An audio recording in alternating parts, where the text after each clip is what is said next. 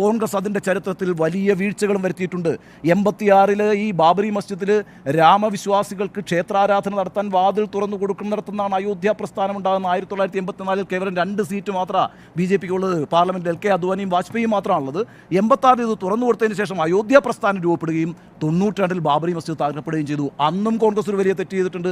കാരണം നരസിംഹറാവു നിശബ്ദത പാലിച്ചു എന്നുള്ളതാണ്. ഈ അർത്ഥത്തിൽ ചരിത്രപരമായ വലിയ വീഴ്ചകൾ, വിഡ്ഢിത്തങ്ങൾ ചെയ്തിട്ടുള്ള കോൺഗ്രസ് ഇപ്രാവശ്യം വളരെ ശ്രദ്ധയോടുകൂടി ചെയ്യേണ്ടിയിരുന്ന ഒരു കാര്യം, ഈ തെരഞ്ഞെടുപ്പിലെ ഏറ്റവും മുഖ്യ വിഷയമായി BJP അവതരിപ്പിച്ചത് CAA ആണ്. ആ CAAയിൽ നിലപാട് പറയണമായിരുന്നു. നരേന്ദ്രമോദി വളരെ കൃത്യമായൊരു പോളറൈസേഷൻ ശ്രമിച്ചു. ആ പോളറൈസേഷനെ പ്രതിരോധിക്കാൻ CAAയുടെ കാര്യത്തിൽ ഒരു ശക്തമായ നിലപാട് കോൺഗ്രസ് എടുക്കണമായിരുന്നു. അവിടെ വീണ്ടും ഒരു വീഴ്ച കോൺഗ്രസ് വരുത്തിയിട്ടുണ്ട്. അതീ പറയുന്ന ഹിന്ദുക്കളെതിരാകുമോ എന്നുള്ള സമ്മർദ്ദം തന്നെയാണ്. അവിടെയും ഇല്ല ഇവിടെയും ഇല്ല എന്നുള്ള നിലപാടെടുത്താൽ കോൺഗ്രസിന് ഇന്ത്യൻ രാഷ്ട്രീയത്തിൽ അവരുടേതായിട്ടുള്ള ഒരു ശക്തി തെളിയിക്കാൻ കഴിയില്ല. ആർജവമുള്ള നിലപാട് പ്രഖ്യാപിക്കേണ്ട അവസരങ്ങളിൽ അത് പ്രഖ്യാപിക്കാൻ തയ്യാറാകണം.